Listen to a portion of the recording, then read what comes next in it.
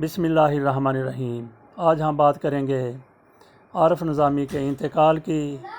عارف نظامی کا شمار پاکستان کے بہت بڑے صحافتی خاندان میں ہوتا ہے۔ عارف نظامی کے والد حمید نظامی پاکستان کے بہت بڑے صحافی تھے۔ وہ یقیناً جید صحافی تھے، بڑے بے باک تھے، جرأت مند تھے، دلیر تھے اور کسی قسم کا کمپرومائز نہیں کرتے تھے۔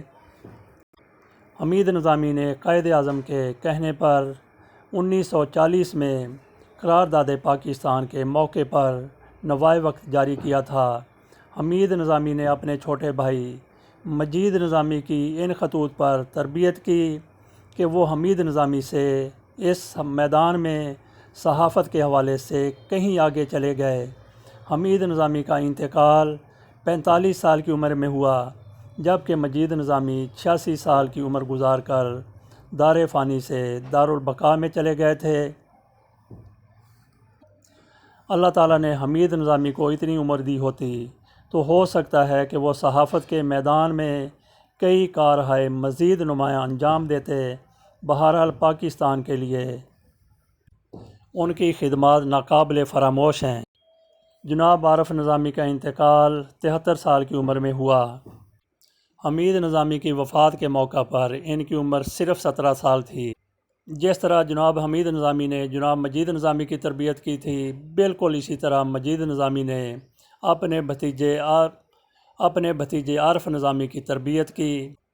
بلا شبہ تربیت کا اپنا اثر ہوتا ہے، لیکن اس کے ساتھ ساتھ انسان کے اندر خوبیاں ہونی چاہیے، انسان کے اندر بھی کرنٹ ہونا چاہیے۔ اگر یہ سب کچھ ہو تو ہی بندہ کمال عروج تک پہنچ سکتا ہے، مگر یہ سارا کچھ عارف نظامی صاحب کی شخصیت میں موجود نہیں تھا، یا پھر کہہ لیجئے کہ اس کا فقدان تھا۔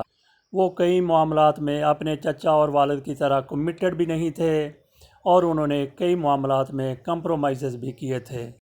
اپنے بڑے پن کے زوم میں انہوں نے مجید نظامی صاحب کے ساتھ کئی معاملات میں اختلافات کیے اور نوائے وقت سے الگ ہو گئے۔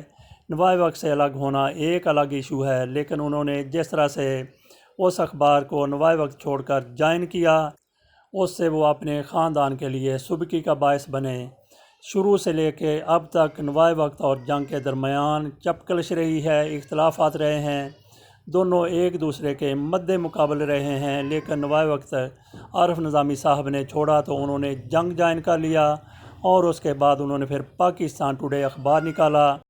اس کے لیے کہا جاتا ہے کہ انہوں نے اس وقت کے صدر آصف علی زرداری سے 20 کروڑ روپے قرضہ لیا تھا۔ قرضوں سے اخبار نکل سکتے ہیں، چینل بن سکتے ہیں، لیکن ان کو چلانے کے لیے، ان کو کامیاب بنانے کے لیے جن خصوصیات کی ضرورت ہوتی ہے، ان کی بھی ان میں کمی پائی گئی۔ پاکستان ٹوڈے کتنا چلا اس کا اندازہ اس سے لگایا جا سکتا ہے کہ انہوں نے ایک موقع پر تمام کے تمام رپورٹرز اور سینئر عملہ بھی فارغ کر دیا تھا۔ مجید نظامی صاحب کو کئی بار وزیر بننے کی پیشکش ہوئی۔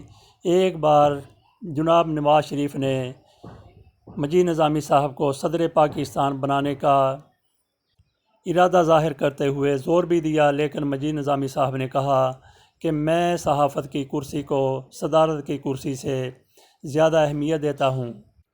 جبکہ 2013 کے انتخابات کے موقع پر نگران حکومت بنی تو عارف نظامی صاحب اس میں نگران وزیر کی حیثیت سے شامل ہو چکے تھے۔ ان کے اخبارات میں کالم چھپتے تھے اور وہ ٹی وی پر تجزیہ کرتے تھے۔ وہ اندر کی اور دور کی خبریں لایا کرتے تھے۔ ایک موقع پر انہوں نے کہا کہ عمران خان اور ریحام خان کی طلاق ہو چکی ہے، جس کی دونوں کی طرف سے تردید کی گئی، لیکن ان کی خبر سچ ثابت ہوئی۔ اس کے بعد ان کو پیش گوئیوں کا گرو کہا جانے لگا، لیکن ہر خبر ان کی پیش گوئی نہیں ہوتی تھی۔ کہا جاتا ہے کہ ان کے جن معاملات پر مجید نظامی صاحب سے اختلافات ہوئے تھے، کئی مقدمات چل رہے تھے، وہ سب کے سب سیٹل ہو چکے ہیں۔